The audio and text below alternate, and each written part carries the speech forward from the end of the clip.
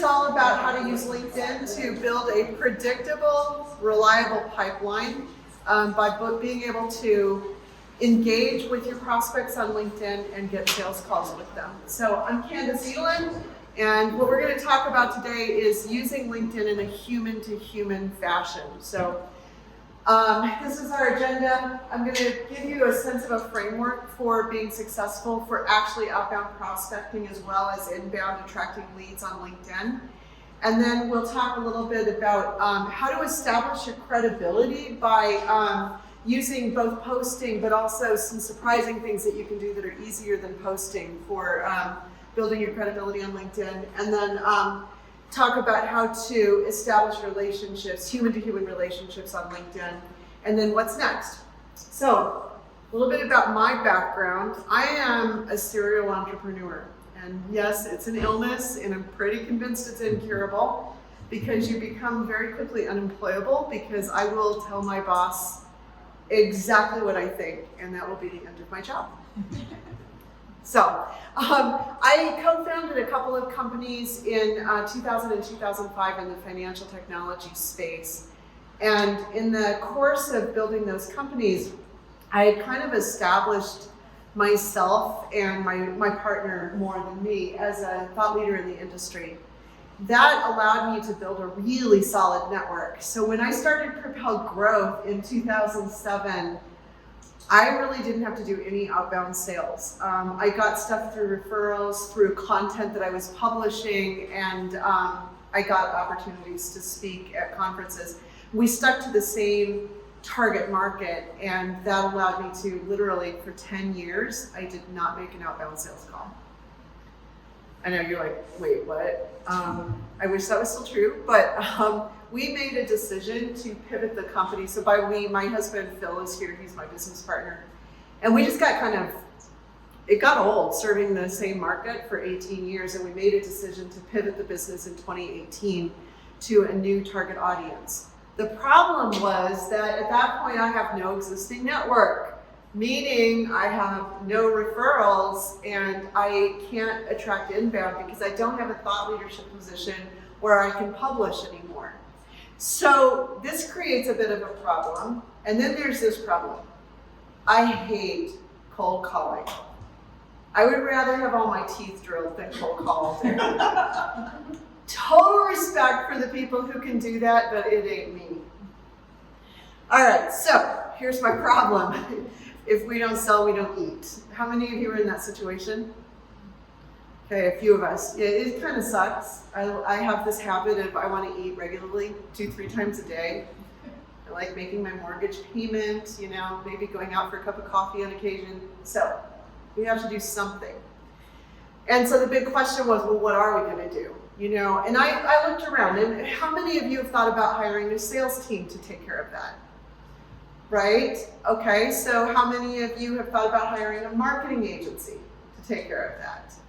Okay, I looked into those things, figured out that hiring a salesperson was going to be pretty expensive, and oh, by the way, if I can't make the cold calls and get the leads in and make the sales, how am I going to teach a salesperson to do that?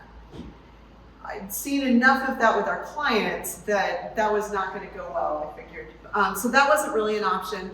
And then I started thinking about LinkedIn, because I had had some success with LinkedIn previously in terms of building some inbound traction. And so I started investigating using LinkedIn for outbound. And as it turns out, there's a lot of information about how to use LinkedIn for lead generation. So I started climbing through all of these piles. I think it was about 250 million search results for LinkedIn lead generation. A lot of it's not very good, but as I dug through it, I started investigating what other companies are doing around LinkedIn lead generation, what some of the best practices were. And I put together a sense of, in 2018, what the best practices were for LinkedIn lead generation. And it effectively looked like this. So you send them a connection request, maybe blank, maybe personalized. And then, your next thing when they connect is, hey, thanks for connecting. I do this. So pitch slapping them effectively. And then, hey, since you're connected and clearly you're excited to be connected to me, here's this article that I know you're going to love. And then the next week, send them something else. And the next week, oh gosh, since you're so interested in all this content, let's meet so I can pitch you some more. Yeah, that doesn't work. And I think the reason for it is because we're all buried in content. Like, we're just overwhelmed with so much content, and the last thing we want is more content from yet another pitch slapper in another channel. And that's effectively what all of these LinkedIn agencies were doing, is just, and the salespeople. How many of you have been pitch slapped on LinkedIn? Okay. The reason that's happening is because people are taking the same methodology that we use in marketing automation, that we use in cold calling, and saying, oh, this is just another channel that I could just stuff this content through. The problem is that people really expect a more human-to-human connection on LinkedIn. They don't want to be pitch slapped. I don't want to be pitch slapped. I bet you don't either. And so I think that that's why it was failing on LinkedIn. So I shifted my approach and started spending a little bit more time looking at Sherry's profile on LinkedIn and figuring out that she's the CEO of her company and understanding what it is that they do, that they work with government contractors, and how do I then make a connection with her. So once I started moving to that one-to-one, human-to-human approach, I started getting some remarkable results. So in the first 6 months of shifting that approach, I got 500 connections in my target market of commercial real estate. That's what I was going after. 355 of them engaged with me in DMs, meaning they responded to my messages in LinkedIn, and we had a dialogue, and 125 of them took a sales call with me. This is just me. I'm still running our consulting practice because we had a couple of residual clients. We still needed to make a living while I was doing this. 125 appointments. And that turned into 27 opportunities. Now, I probably would have had a higher return on that because I wasn't actually just talking to the people I wanted to sell to, but I was also talking to the people that they sell to do a little bit market research. But 27 opportunities over the next 18 months turned into $438,000 worth of business. If you could close that kind of business in the next 18 months, what would it do for your business? Anybody just tell me what? Yay! Yeah, that was kind of Phil too. Yeah, Phil and I were like, yay! So a different way to ask it also is, what would 27 qualified pipeline opportunities do for your business in the next 6 months? Could you close half of it, or even 25%?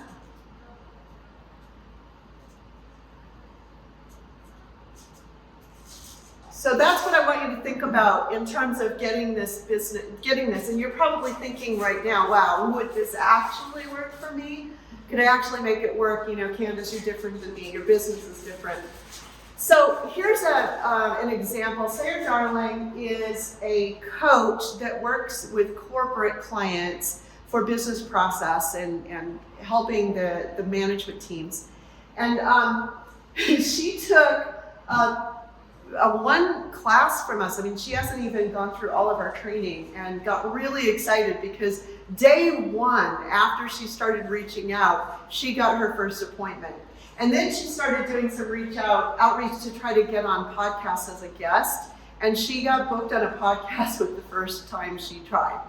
So that human-to-human connection really works. This is another person. So Scott is also a business coach. I'm not saying this is only for business coaches, it's just these two testimonials, but Scott works with second act professionals that are wanting to be more of a social impact, or just an impact in what they do.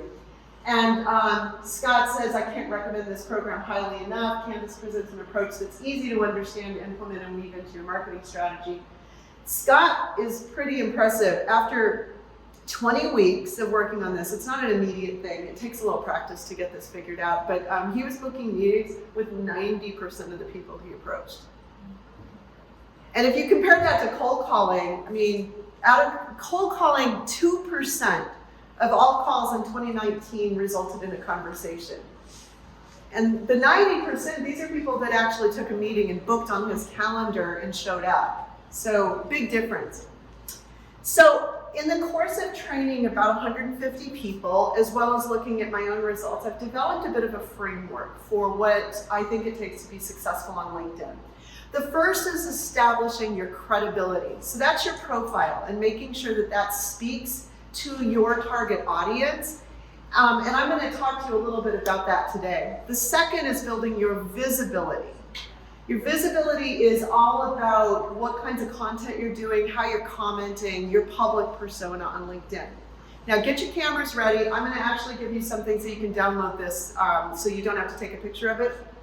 The third one is relationships. I know, right? I'm going to give this to you, don't worry. The next thing is relationships. And the relationships are how you get those first level connections and book meetings with them and then nurture those relationships over time. So in the next 40 minutes, I don't have time to teach you all of this, but what I am going to do is give you the juiciest parts of our training. So one is your headline. We'll talk about that. Commenting strategy on LinkedIn that can be even more powerful than posting, and how to send a connection request that gets a conversation going. All right, now here's where you pull out your phones. That QR code will lead you to a place where you can register, and I will send you, you'll be able to download that framework, and you'll also get some LinkedIn tips from me. So, all right, I will bring that up again, but that will give you that framework in a PDF. Much better than a picture. All right, now we talked about that framework. Now I'm going to get into the meat of things. So you might want to grab a notepad because we're going to talk about how to turn your profile into something that helps you establish credibility. Here's your first tip. Unless you're job hunting, your LinkedIn profile is not your resume. Now, let's be honest, LinkedIn started as a repository for resumes, and most of us still treat it that way. But if you own your own business or you're in sales, you should treat your LinkedIn profile as a sales tool, because often it's the first thing people will look at even before your website to check you out. If it's not the first, it'll be the second, right after your website. So I strongly recommend thinking about your profile as a sales tool. And interestingly, your headline is actually the most underutilized and the most important part of your LinkedIn profile. So I'm going to show you an easy way to upgrade your profile right now just with your headline. Let's look at how many times it shows up. So obviously when someone visits your profile, but also if they if they click into your activity to view your activity, this is what shows up on the left-hand side of the screen. Every time someone searches LinkedIn and you come up in the search results, your headline shows up. Even if they search on Google, your headline shows up in Google search results. And then of course, when you're commenting, it shows up. So there are ineffective and effective headlines. Let's look at an ineffective one first, and then we'll talk about how to make these effective. All right, this is two people who sent me connection requests. First one just says, helping service-based businesses. So at least they've got a little bit of some personalization there, but what do we know about them? Nothing. We don't know how they help, and we don't even know what kind of services-based business. I'm a services-based business as a trainer. Do they help me, or do they help, pest control businesses or housekeeping businesses? Those are all services. So I don't know. So that doesn't do me any good. The second one, client development at CLS. Who knows what company CLS is? Me neither. Who knows what client development means? Me neither. Turns out this person's in sales. I still don't know what CLS is. But unless you work for Delta or United Airlines or, Microsoft, I think that people are not going to know what your company name means. So here's an example of something that's a little more effective, if not a bit too long. All right, so this says, I help companies improve efficiency and profitability by identifying the right ERP solution for their business needs. I work primarily with manufacturing, MRO, maintain, repair, and overhaul, job shops, and distribution. We know that this person helps companies in the manufacturing space, primarily in distribution. We know that they implement ERP, If you don't know what ERP means, I can tell you something right away. You are not their prospect.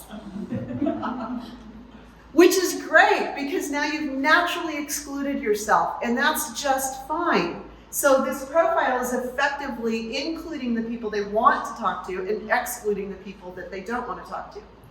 Here's the problem with it. When you comment on LinkedIn, only the first 40 to 50 characters show up.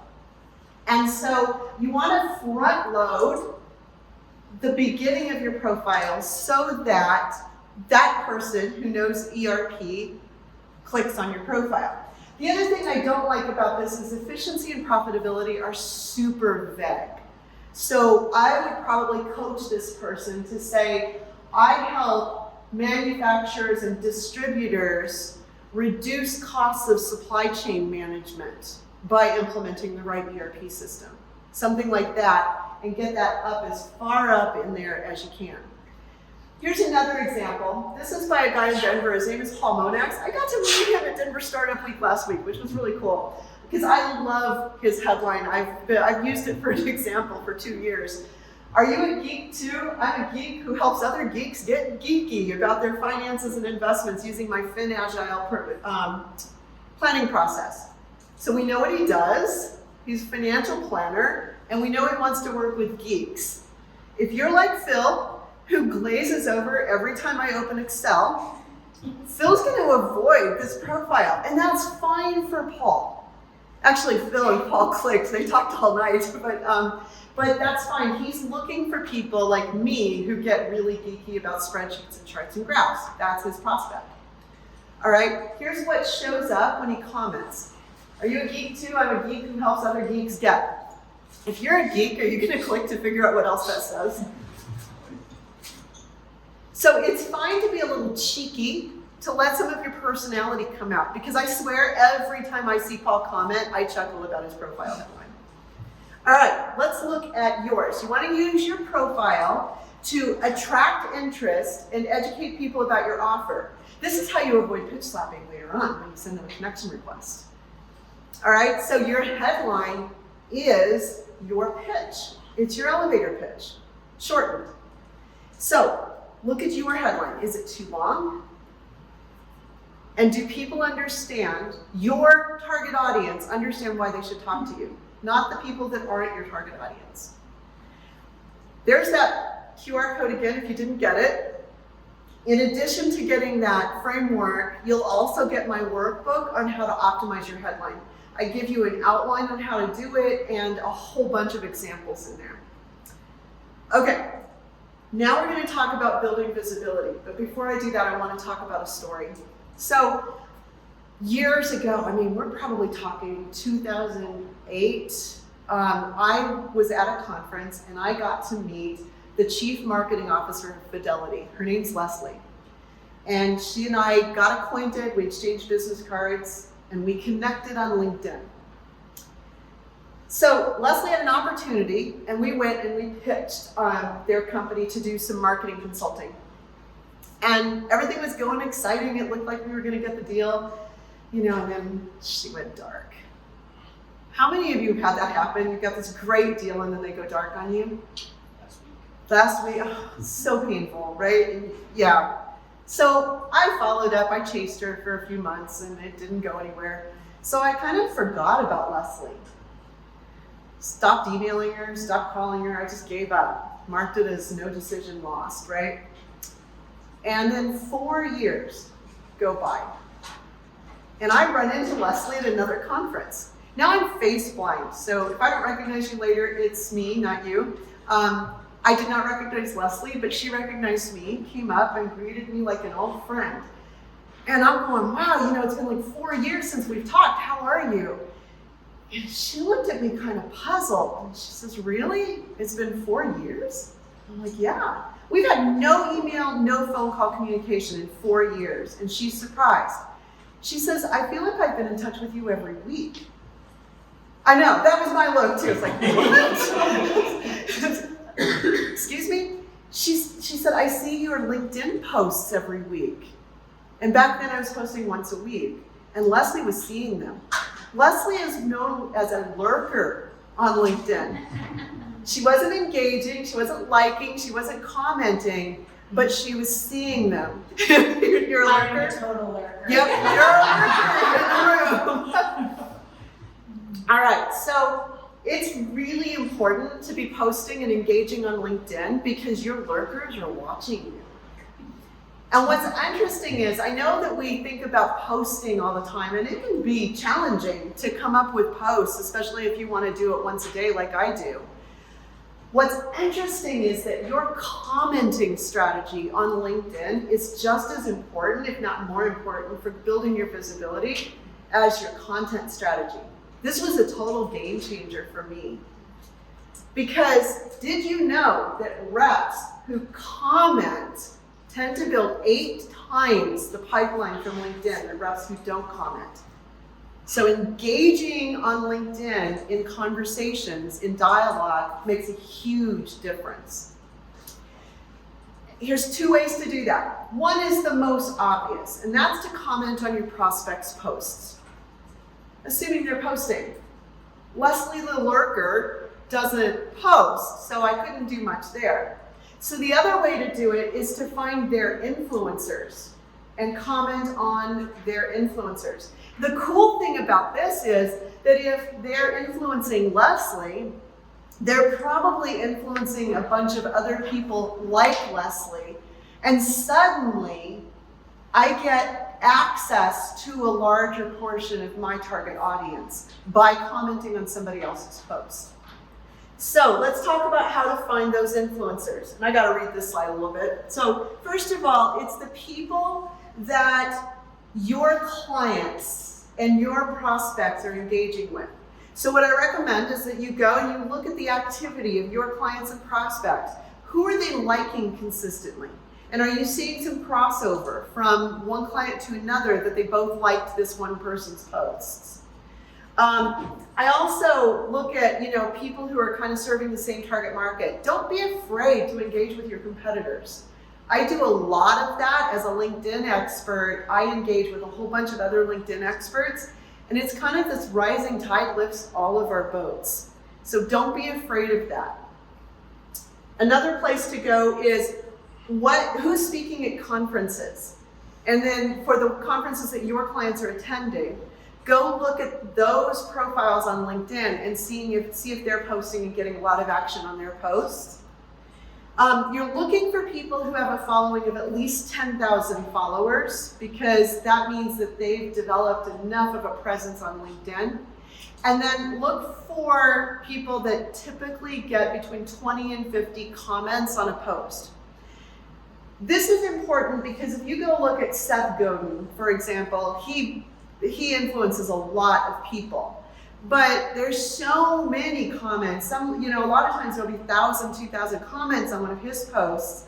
And so you tend to kind of get buried in that mix. If you find somebody who's typically getting 20 to 50 comments, you'll be able to really engage in that dialogue, and you'll notice the views on your profile start increasing and the connection requests from the right people start increasing. So here's an example of someone Leslie liked and engaged with. So you see she commented on this person's post, as Jim Dario. Now he kind of doesn't match what I'm talking about because he got 178 comments, but as I went through Jim Dario's content, he doesn't always get 178 comments. So he became an influencer. So anytime I post on something Jim Dario talks about, Leslie's going to see in her feed, Candyce Edelen commented on this. And so then she'll see my comment. When she clicks on it, that's the first thing that's going to come up is my comment. So it's just one more way to nurture Leslie and people like Leslie. So the big thing about these influencers is they've already built a target audience of engaged people that you want to target. So it's really going in there and our audience borrowing, but at the same time, every time you comment on one of their posts, that lifts their post in LinkedIn, and they know that. So when you comment, it shows up, Sherry liked this or Sherry commented on this post. And so that really helps to boost their content, and they appreciate that. You can also engage them in dialogue. I've often sent connection requests to the influencers. That's gotten me as a guest on a whole bunch of podcasts this year. Again, those are the influencers. You want to be on their podcast because they have the audience you're seeking. So here's the steps. When you see a post that you want to engage in, read the comments first, because I see some people that just repeat the same thing that 5 other commenters said. That's not actually adding to the dialogue. Then the next thing is add something insightful to what's being said there, but don't try to hijack the conversation. I see people get in there and pitch slap in the comments. That's very bad etiquette. Don't do that. Engage in dialogue. The other thing you can do is look at the rest of the comments and reply, especially if one of the commenters is in your target audience. You can actually reply to their comment and start another thread of dialogue in that. So that's a great way to start to get engagement. And then you can send connection requests to the people that you're dialoguing with in those comments. And it's really, really easy to get connections with them if you mention their comment and express appreciation for it. Now, that's what I call a nugget, and we're going to go into that next, because finding a nugget like that is a really great way to get dialogue started in the DMs on LinkedIn. So that's about creating the relationships. All right, let's talk about pitch slapping. So we've all been pitch slapped. A pitch slap is a message on LinkedIn where someone gives you an irrelevant pitch. In a lot of cases, they've worked really hard. They might have structured that just for you, or they might be sending the same very carefully crafted message to a lot of people. Here's one where it says, "Hi, have you ever been interested in getting yourself covered by publications like Forbes or Entrepreneur Inc? I can offer you guaranteed placement or your money back. I've got a few open spots left if you want to apply." I'm sure he sent this through a bot, but that's a pitch slap. And we're taught to pitch slap. We're taught to have our elevator pitch ready when we go to a networking event. We're taught to be able to give our pitch in 7 seconds in a cold call. We're taught to send our pitch in an email. The problem is that people expect to network on LinkedIn. So which one am I going to click? Ignore. Yeah. The difference is human-to-human conversation and engagement on LinkedIn is one-to-one. And the key to success on this is being really, really hyper-personalized so that the message you send to Sherry cannot go to anyone else in the world. It's only for Sherry. And then it's one person. Okay, let me tell you a story. True story. This guy, Brandon, told me this. He said he was at a conference, and there were 5 guys standing around after a session talking about the session. They're having a pretty deep conversation. And this woman, had to be a woman, kind of ducks into the middle of the circle. And she starts pitching them. She interrupts their conversation, and she starts pitching them on her product. I know, yeah, it's like, wait, what? And then she finishes her pitch, and she hands each one of them a business card and says, "Please call me if you'd like to talk further." And then she goes off to the next group to go and interrupt another conversation. Brandon says, he holds out his hand and he says, "Who else needs a trash can?" And they all put their cards in Brandon's hand, and he went and threw them away. That was rude. Well, it's the same way on LinkedIn. You can't do that. So treat LinkedIn the way that you would treat an in-person conversation at a networking event.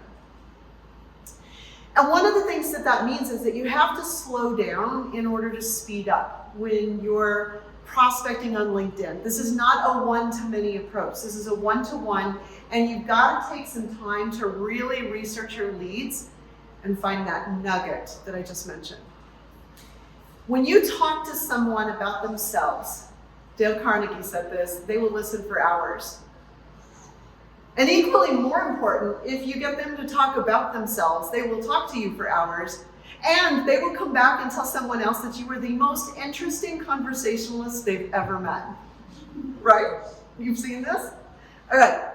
So the way we do this to get them to start talking is to find a nugget of information that you can use to start a conversation. We're not talking about boiling the ocean here. You don't have to do hours and hours of research on this prospect. You're just looking for a conversation starter of something that person is interested in. You can find them anywhere. I look first at their profile. Sometimes I find it in the headline, like with Paul. I'm like, I'm a geek, I am. And we started a conversation that way, just looking at his headline. I find them on the hashtags that a lot of people have in their LinkedIn profiles. I might go on to look at their activity or their comments and use that as my nugget. If I can't find something there, then I might hunt around, see if I can find a blog or a podcast where they've been a guest or maybe they write a blog. I might look for articles on LinkedIn or elsewhere quoting them or quoting a colleague that I can use, or I can look at their website. Worst case scenario, I'll use an industry trend to start a conversation. But that's my lowest hanging fruit because these things are more likely and they're easier, frankly. So here's an example. So this is actually one of our clients, and his profile looks a lot different now. But the first thing that I noticed in my nuggets for finding a nugget with Chuck was that he has CRM adoption, CRM software, and Dynamics 365. We work with a lot of companies that work in those spaces, so I could use those hashtags as my nugget. But I decided to go look a little further. I scrolled down in his profile, and at the time he had nothing in his about section that was very meaningful, so that I wasn't going to get very far from there. But I did look at his activity, and I found this interesting quote where he quotes a client with a testimonial saying, they were easy to talk to and brought a common sense approach to things. I was also surprised they actually solved some problems for us in the first day or two with minimal knowledge of our overly complicated CRM. Chuck's the CEO of this company. I know he's really proud of this. That's my nugget. So here's the connection request I would send to Chuck. Hey Chuck, I just came across your post with the testimonial from the financial services client. That can't go to anybody else. And I love how your team started solving problems on day one. He's proud of that. Another thing I noticed that I didn't point out to you is he used this hashtag clients, not projects. So I mentioned it. Hey, I love your clients, hashtag clients, not projects mindset. I'm expressing admiration for Chuck here. And people respond when you expect to respect them and admire them. Now I ask a question. What was the first problem your team solved for them? There's a lot of strategy behind how I did that. So I know that Chuck is the busy CEO. He's probably jumping from meeting to meeting to meeting all day. He's probably checking LinkedIn on his phone, and he's got 2 minutes between now and his next meeting. I want him to accept and respond. So I need to make sure that the question I ask him is something he can type the response to in 30 seconds with his thumbs. So he can answer that pretty easily, a one sentence. And if he replies, I've started a conversation. Now I can go in and I can create a dialogue with him. And that's the first step to getting a meeting booked, is to get them to actually engage with you on LinkedIn. So the key there is to ask a very brief question. Now, some of you are probably saying, but my clients don't have much on their profiles, so then what? And that's true, I run into this too. So this is Claire Sheehan. Now, Claire has since built out her profile a lot more, but at the time that I pulled this screenshot, she had 5 connections on LinkedIn, and there was nothing in her about section, and she had 0 activity. So I Googled her. Now, I normally will put the name of the person and the name of the company so I don't find some random Claire Sheehan and try to find a nugget on somebody else. That doesn't work well. So I noticed this right away, that Eric Sheehan, same last name, is the CEO of Odd. So immediately I think, maybe they're a family business. Phil and I are husband and wife, we work together. I could use that as my nugget to start a conversation. Decided to look a little deeper, and on their website, I went to the people side and discovered that my friend Cheryl Salazar works for them as a marketing director. So here's the connection request I sent to Claire. Hey Claire, I noticed that you work with Cheryl Salazar. She and I have partnered on a few things, and I have huge respect for her expertise. No one else can I send that to except maybe somebody else in OTT. And then I ask her that simple question, how long have the two of you worked together? She can answer that in 2 words, a number and a word, like 2 years or something, right? So it's easy to type with her thumbs between meetings. So when you're sending those connection requests, include a question, express admiration, and make sure that the question is something they can answer really quickly. When you're on LinkedIn, I want you to think of this image. Let's say you've got a toy that you know your cat loves. If you chase the cat with that toy, what is it going to do? Run away, hide, you won't see it for a day. Prospects are like that. So don't chase them, draw them to you by engaging with them. So the keys to being human online is 1, don't rush the relationship. I see a lot of times where people will start a dialogue with somebody on LinkedIn, and it might take a couple of days for that person to respond, and then they respond and you don't look closely enough at what they said and you change the subject. Go back to the room of 5 people. If somebody is like, every time you say something or they ask you a question, you respond, and then they ask you another completely irrelevant question or make a completely irrelevant statement, it's uncomfortable, right? And it's also uncomfortable on LinkedIn. So be careful about that. Don't try to get in a hurry. That's usually what's happening is people are trying to get in a hurry. So treat it as a dialogue, even if it takes 2 or 3 days for them to respond. Behave the way you would be in person. 2 things not to do on LinkedIn, and these are really, really important. I don't want you to get your profile blocked. 1 is don't automate, and 2 is don't outsource. Now I know that you are getting pitch slapped by all kinds of people who promise unbelievable results. If you just turn your LinkedIn over to them, you'll get 5 meetings a day, you'll be overwhelmed with sales. It's not true. And it's a good way to get put in LinkedIn jail. So this is an example of using a bot or automation. My friend Ardith Albee sent this to me. Ardith is a woman, very clearly a woman from her picture and the she, her on her profile. Hey Ardith, I work with guys in the B2B industry around the US. What the heck is the B2B industry around the US? So this is an example of a really untargeted, automated thing. And he had such a good brand impression that Ardith sent this to me with a yuck. And she clicked ignore. So it's really easy to make mistakes like this when you're using a bot on LinkedIn. I've tried it. It's also a violation of LinkedIn's terms of service. So here are 8 reasons why you shouldn't outsource or automate. Normally the outsourcers are using a bot because they can't do it profitably without doing that. So 1 is it's really, really spammy and super easy to make mistakes. I was trying to be so specific on LinkedIn and ended up sending, I was trying to just do a bot against 1 company and 10 people in that 1 company, and I was congratulating them on an award they got, and it sent it to 3 companies. And that damages your brand, your personal brand and your company brand when you look stupid on LinkedIn in a connection request. And then the last thing that I want to mention is LinkedIn jail. So has anyone in here had your profile restricted by LinkedIn?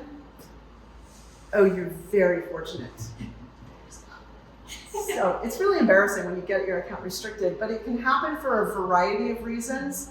And it's LinkedIn. It's their playground, their rules, and we need to work within their rules. Automation and using an outsourcing firm are both very clear and explicit violations of their terms of service. If you violate their terms 1 time, you'll get restricted for 24 hours. The next time, and it doesn't have to be the same violation twice in a row, it could be something completely different. You'll get restricted for about a week. The next time will be about a month, and the next time you're out. They will ban you, they will delete your profile. And don't assume that you can just go change your name and email address slightly and get your profile back. You can't, because they've already figured that out. They've matched you against an IP address, and so you're not going to be able to get your profile back. But also, even if you do, you're starting from zero. So like I've got almost 5,000 connections on LinkedIn. It will take me years to build that back up. And all my history would be gone. So it's just not worth it to get banned, because let's say that you get an opportunity and you've been working with a key person at a prospect, and that person is championing you and finally gets you an opportunity to meet with his or her CEO. And the CEO is going to do what before that meeting? Go look you up on LinkedIn. What if your profile doesn't exist? Right? You just can't afford it. So don't go to jail. Okay, so I'm done. I want to talk a bit about what's next. If you want to go deeper into LinkedIn, tell you a little bit about an offer that I have, and then I'll open it up to questions. So I don't know what brought you here today. Maybe you've been trying a whole bunch of different marketing techniques and things just aren't working the same way that they used to work pre-pandemic. Maybe you've tried outsourcing LinkedIn and it didn't work. I hear a lot about people outsourcing and they get a lot of connections but no quality meetings, and that's typical. Maybe you've dumped a bunch of money into other marketing techniques and that's not working, or maybe you've been trying LinkedIn but you're not getting a lot of results from it. The bottom line though is, if we have companies, we have businesses, if we don't have a sales pipeline, no matter how good our service is, we are out of business if we can't make sales.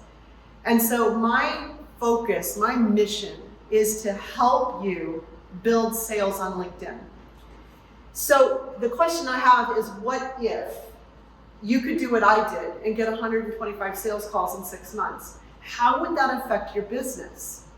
What if you could reliably and predictably fill your pipeline every month and it was consistent? How would that change your life? Would you sleep better?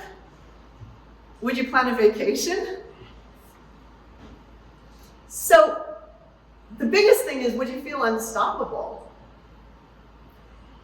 So there's a lot more to learn on LinkedIn, and what I would like to do is help you develop a strategy and then dial in that profile so that it really clearly communicates the value to your target audience and not to people that are not relevant to you. I'd like to show you how to attract and build trust with that target audience so that you can approach prospects and really differentiate yourself, and without unintentionally pitch slapping them. And then build your access within target accounts if you're selling to the enterprise so that you can increase your likelihood of closing. There's a lot of evidence that if you can get in with 60% of the buying committee in a corporate deal, that you increase your closing ratio by 74%. So you have a couple of choices. You can do what I did. I'm not a rocket scientist, and I'm sure that you can dig through the same pile of results that I did and put together your strategy. Or I can help you to speed up that learning curve. If you want that help, reach out to me. I will promise you there is no easy button on LinkedIn or in marketing in general. I saw a post from a friend of mine yesterday that was, complaining that marketers want $2,000 a month to help him and he only wants to spend $200. And I'm like, yeah, well, good luck with that. You're going to get what you pay for. So there's no easy button on LinkedIn. There's no easy button in sales. But if you will take the time to learn it, we've got evidence over a lot of different industries that this works. So these are 3 people in 3 different industries. We've got an executive coach, somebody who sells app development services, and an accountant. And these are their numbers. So Scott, it took him about 20 weeks to get to that, but 90% booked meeting ratio. So by what I mean by these stats is that 58% of the people who engaged with Eric took a meeting with him.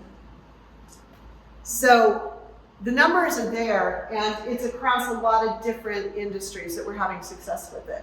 So we have a 90-day prospecting accelerator that we run twice a year, and this is the kind of results that they get on average. We've run, I think, 40 people through this so far.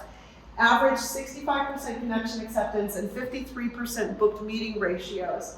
What that means is for every 100 connection requests they're sending, they're getting 34 meetings out of it.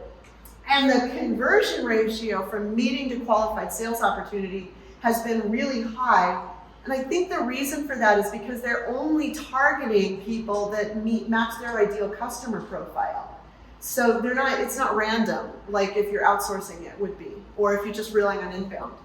So that's what we are talking about, is getting that kind of result. And it's more efficient than so many of the other sales approaches out there.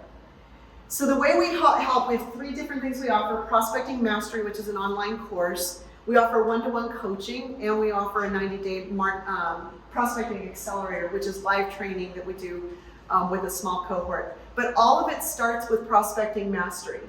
That is all focused on helping you develop this strategy, start getting a steady stream of sales leads coming in so that you can build a predictable pipeline. That's an online course. It's got 14 modules in it, and it's not very expensive. This is yet another one of our clients. They sell into the senior living community space. I would have never thought that you could reach senior living communities on LinkedIn, but he increased his book meeting ratio by 50%. I had the opportunity to train their whole company. The course is only $497, so it's inexpensive. And if you want to sign up between now and October 5th, we have this limited time offer where we've got Prospecting Mastery for the $497. I have this other course called LinkedIn Lead Nurturing, which is all about taking those prospects that aren't ready, because some of us have long sales cycles. And so we've got a way for you to nurture them, and I'll give that to you for free if you sign up by the 5th. I will also throw in this workbook that we recently created on how to start meaningful conversations. There's a whole bunch of templates in there for how to structure those meetings. For how to structure the messages on LinkedIn. All right, that's it. If you want the course, this is a different QR code, and this will take you right to our website where you can join the course. And I have time for questions. So I know that we are going to start setting up for the accessibility panel while I take questions, but I would love to hear it and help you on any way I can in the next few minutes. Chelsea, take over as soon as you need to. Go ahead. Go ahead, you please. I wasn't sure if you were looking at me or. I was kind of looking between you, so. So my question, and I realized it has been the same question in every single one of these, because you and I talked, and I don't know about LinkedIn. But I think the question for me is, I don't have a problem starting a conversation with a random stranger and looking at their profile and saying something. And so your lead-in question, and okay, I've worked with this person for 2 years. And okay, so then what do you do with it from there? And then as you've nurtured, and this is my personal hang-up, but I think other people have this as well, is once you've had that personal conversation, how do you then bridge the gap between we have this connection to would you like to work together? So what you're asking is a really important point, and it goes into how to pick a nugget. Send me a connection request on LinkedIn, by the way, that's me. You have to, what I've learned is that you have to be really strategic about the nugget that you pick so that it translates into a conversation. So for example, we were working with our accelerator group yesterday, and one of the guys was like, I don't know where to take this conversation. We'd gotten into a dialogue with a key prospect about music in Nashville. Now what he does is he sells merchant processing systems to auto dealerships. How do you go from George Strait is my favorite music artist to do you want to buy a different credit card processing system to reduce your rates? So when we looked at this guy's profile, there were actually a few different nuggets about how he's been creating efficiencies since he took over as Chief Operating Officer for this group of dealerships. So the way I would have started that conversation is, I noticed on your profile that you mentioned that you really improved efficiency at the dealerships. What's the first thing you always look for improving cost efficiency? Because that I can migrate into reducing costs across the board, how much you're spending on merchant processing, which is a lot if you're in a dealership. So picking a nugget strategically has turned out to be one of the most important parts, and it's not easy. and another person who was trying to start a conversation around AI and natural language processing. And he found this guy who speaks Basque. And he wanted to start the conversation with the guy about, oh my gosh, you speak Basque. I love the Basque area, amazing part of Spain, how often have you gone there? Well, if he had just gone a little bit deeper, I did a Google search for this guy, and I found his resume. And on his resume, he's got a PhD in natural language processing. Not only does he speak Basque, he speaks Arabic, he speaks Chinese, and what are the Cyrillic languages? I don't remember which one now. Now that's the conversation starter. It's like, holy cow, how have you integrated all of these different languages into natural language processing? That's amazing. This guy has a PhD in this. You've got to bet he's going to be interested in talking about it. And that's how he's going to transition to AI and natural language processing using AI, which, if you stick around for our next session, you're going to see how bad AI does at natural language processing when we're talking about accessibility. Yes? So I'm looking for investors. Okay. How do you filter that down? I tried doing it the other day, and I had a little script, I'll admit, on Word. I kind of refined, and I was copy pasting. I'm guilty. But how do you filter for a group like that? That's hard, and I will tell you that finding people that just say investor in their profile is a really bad idea, because I get hit up all the time because my profile said that I was a board member and an investor in the last company that I co-founded. Finally dawned on me that's why they kept hitting me up for investment. So I probably wouldn't use LinkedIn as my search technique. Hey Pen, hey Moses. I would probably tend toward using something else to start to find those people, and then I would use LinkedIn to send a message, but I would still use the same thing about finding a nugget and a conversation starter that will allow me to go to investment. And find that nugget primarily through LinkedIn, probably. Yeah, I wouldn't be exclusive to LinkedIn, especially when you're looking for investors. You really need that first nugget to resonate. But starting a conversation, they're human beings. One of the people in my accelerator sent a message to a former customer. So, a lot of times salespeople, they go from company to company and they just open up their Rolodex and start sending the same messages over to, or they message the same people that bought from them previously. And in this case, this guy was doing that, and I'm like, well, this guy's not responding, you're pitch slapping. And he's like, yeah, but he's bought from me before. And I'm like, well, did he respond? He's like, no. I'm like, well, do you think maybe customers are humans too? So yeah, we have to be really careful not to pitch slap